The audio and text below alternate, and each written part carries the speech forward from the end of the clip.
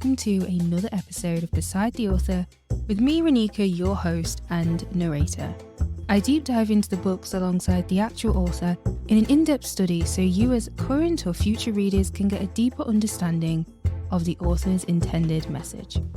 In this season, we are examining a book called The Hidden Tree by Valton Brown. The Hidden Tree is a book that examines societal philosophies, ideas and inventions to expose and discuss the historical out-of-sight root system that is fueling the largest global transition since the Industrial Revolution. A round of applause please for the author Valton Brown.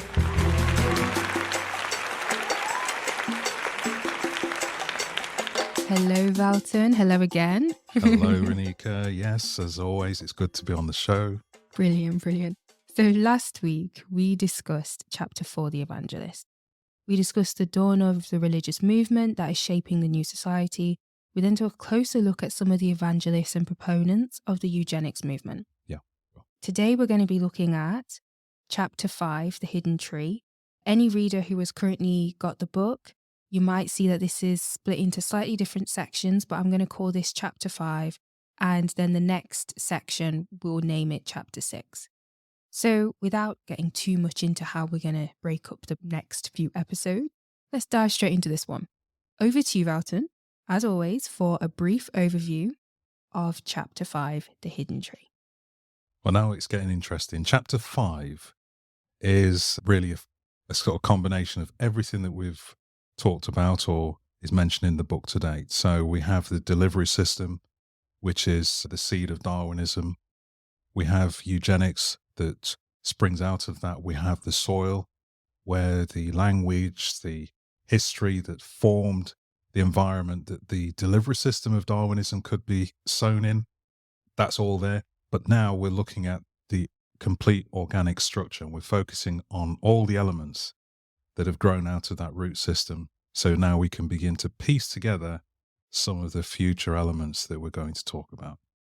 Nice. So you'll see that when you get into this chapter, it's quite a short segment that we're pulling out. So this episode might be slightly shorter, but it is a very pivotal closing chapter in a way. Definitely. For the previous chapters we've read. Okay, so you mentioned it brings together all the elements, right?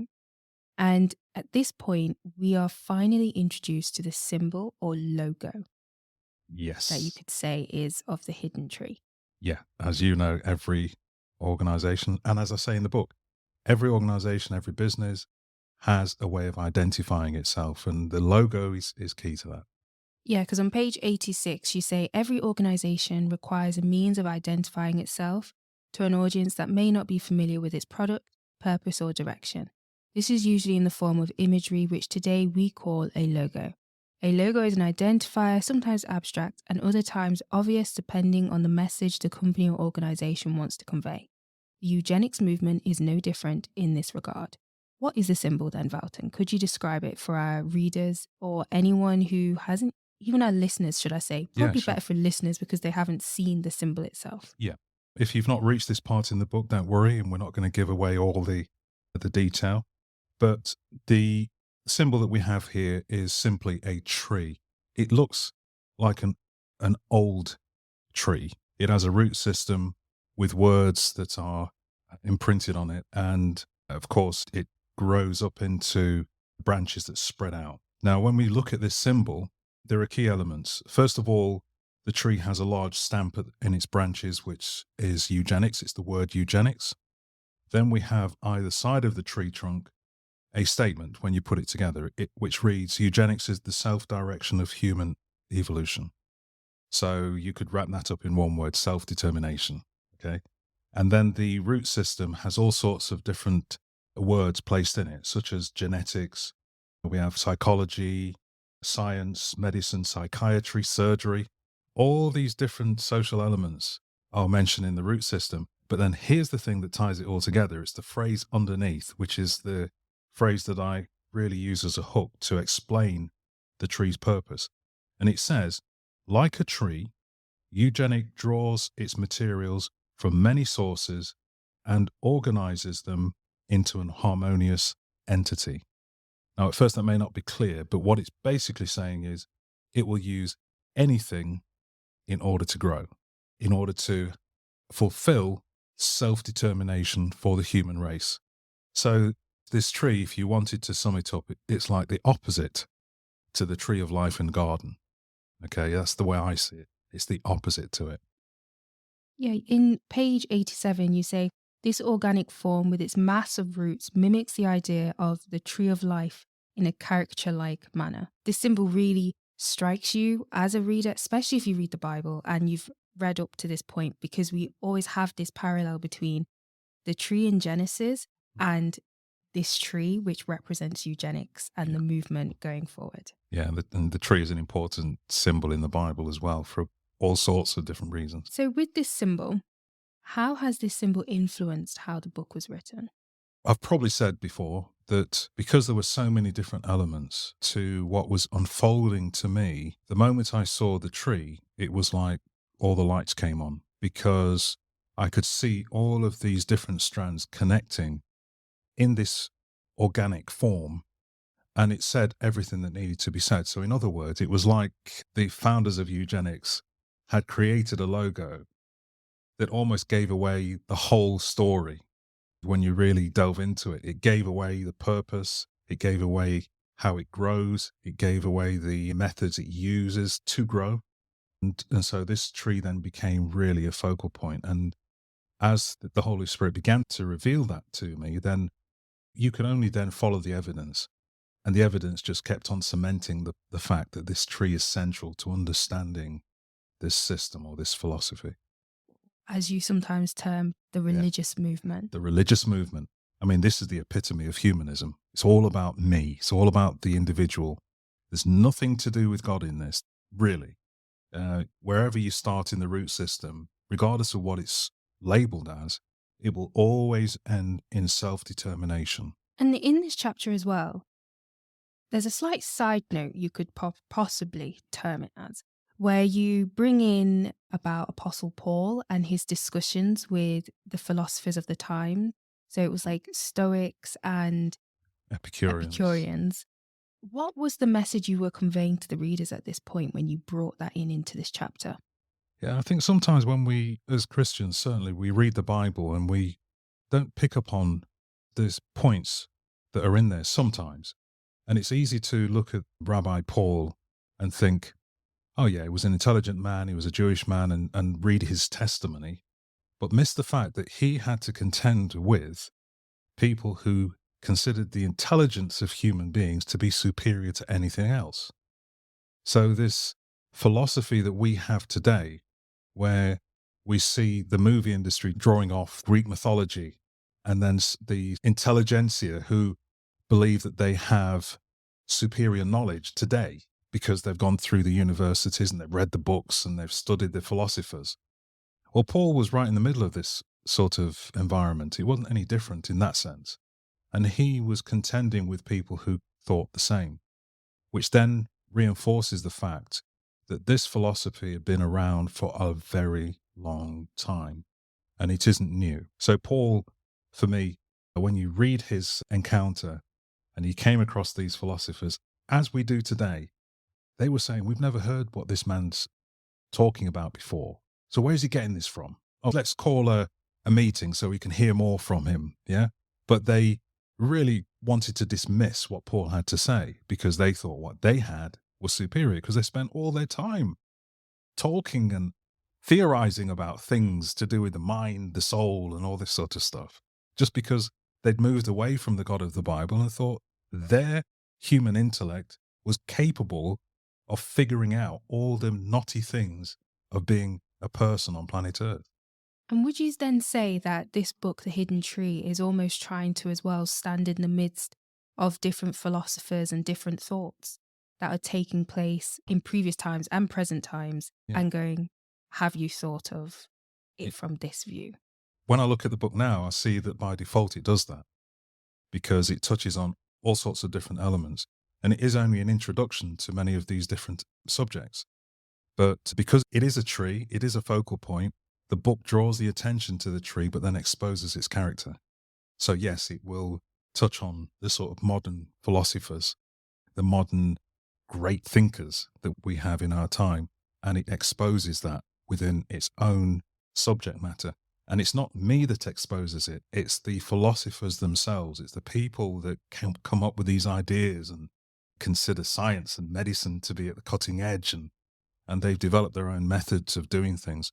So they expose that. And the tree just helps to bring all those ideas together to present it so that the reader can understand this isn't true by any stretch of the imagination. But I don't want to give away too much. That's fine. That's totally fine.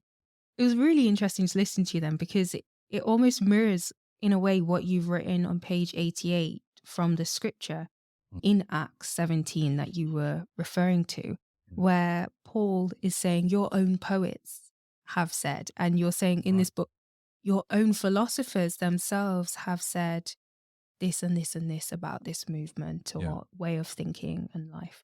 So that's very, very interesting. Yeah, and isn't it? It is interesting because, again, this is a early apostle who was taking the philosophers' own poets and their own words and reciting it back to them, which meant that he was fully aware of the schools of thought. How many Christians can genuinely say we are aware of the schools of thought of philosophy today? And would we be able to highlight them, or their quotes or their thought patterns, to be able to say to someone else, you don't really want to go down that road. We know who that is, okay? How many could say that? And this is where I think that the apostles and even the disciples, in many respects, they highlight what it's like to live in the world as a follower of Messiah, but not being completely cut off from it, that they're not aware of what's going on in it. Wow. That's all I've got to say at the end of that. Yeah, that's a very reflective comment that forces me, and I'm sure our listeners, to even look in the mirror and go, how much do I really know is going on around me, to be able to make informed decisions about what thought processes I should be and shouldn't be considering.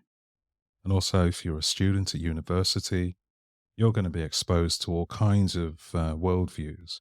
How do you distinguish between what you should take on board and what you should actually put through a filter and go, that's not really for me? Can you make that distinction?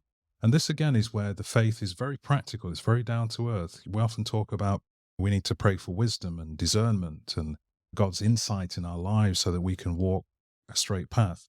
All of those things have to be played out in context.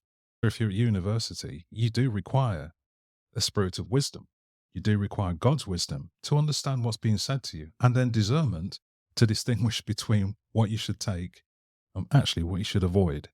Because the way that we are currently living, especially in the West, but now it's pretty much global, I think, we have created an environment where you do need to know who it is that's speaking to you, what's their influence, and what's their ultimate goal.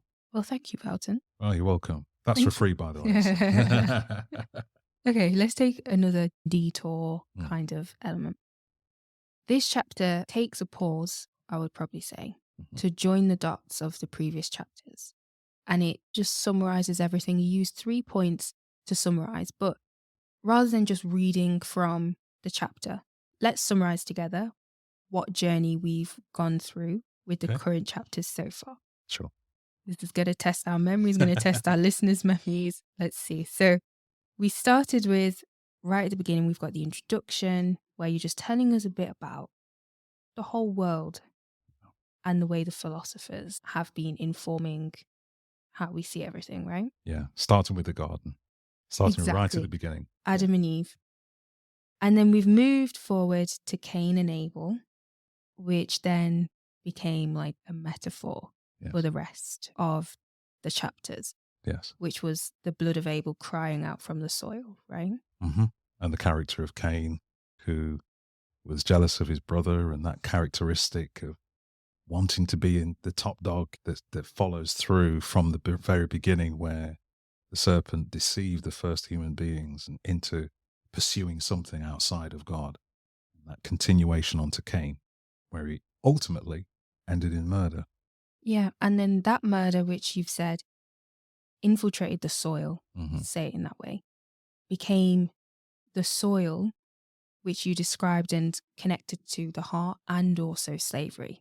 Correct. Right? Yes. Yes. And then you were saying that from that soil, there was the seed planted in that soil because it was ready to embrace the next step, the first stage into the growth of this tree, would you say? That's right. The delivery system, as I mentioned, it's the seed that literally encompasses everything to do with what's going to come next.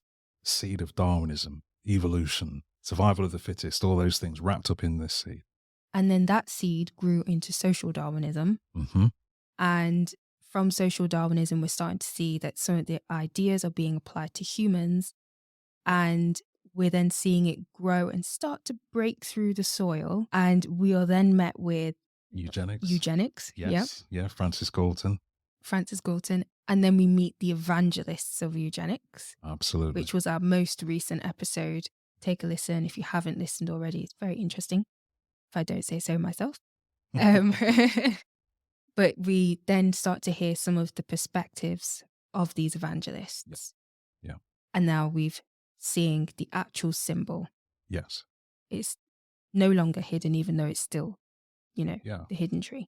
Have I missed anything? No, I think you pretty much covered it. So we're at the point where this tree is formed into a structure that is, as you say, visible, but at the same time, it still remains a certain amount of anonymity. Because although the picture doesn't tell us that, but can you imagine a tree growing up within a forest?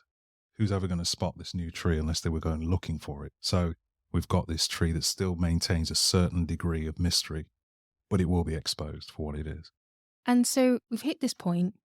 We're at this chapter now, the hidden tree. What should readers expect now from the next sections of the book? If the reader has followed the earlier chapters and understands what has been painted in those chapters as we've just run through it, then what happens next and what should take place next is that the pieces are now put together. So we focus in on the root system. We start looking at some of those elements.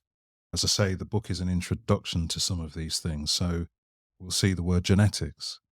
That's going to be touched on in some way. And also sociology, religion, because that's an interesting thing to see religion in the root system of a eugenics tree. You'd think religion wouldn't have anything to do with it. But we begin to see how that's brought in. Remember, the root system of this tree is what feeds the whole philosophy. So if its ethos is to draw from all the materials possible and to bring them together to create this organic structure, then the root system will keep growing and growing and growing. So we start to delve into that, put some meat on the bone, so to speak. So we've come to the end of this chapter. I knew this would be a slightly shorter episode. Yeah. Because it's more of even in the book, it's more of a recap chapter than it is a new whole subject. It almost sits in that bridging. Correct, yeah. From previous to the new future of the book. It's sort of a pause. Mm-hmm. It gives you a chance to catch your breath because the first part of the book is probably quite intense. And then we get to this point. There's an opportunity to catch your breath, have a look at this tree, focus in on what it is, and then begin to move on to the next stages and gradually pick up on all those different elements, which are then mapped out in more detail. Yeah, and I warn the listeners that, and even the readers, that it will get more intense, but it gets even more interesting than what has already been written and we've read. So do stay with us, do stick with the process. We hope you're enjoying this. If you have any questions at all, please do reach out and let us know, because we also want to start collating some of the questions, and we'll leave a little email in the description of this episode for you to be able to put in your questions. So Valton, thank you so much again. You're welcome. For joining us. And the next episode, we'll be looking into Chapter 6, The Materials, which we've already alluded to is based on the root system of this tree. And if you enjoyed what you listened to today but haven't purchased the book is available on all major retailers such as Amazon and Waterstones. And we hope you can join us for the next episode of Beside the Author. Have a great day.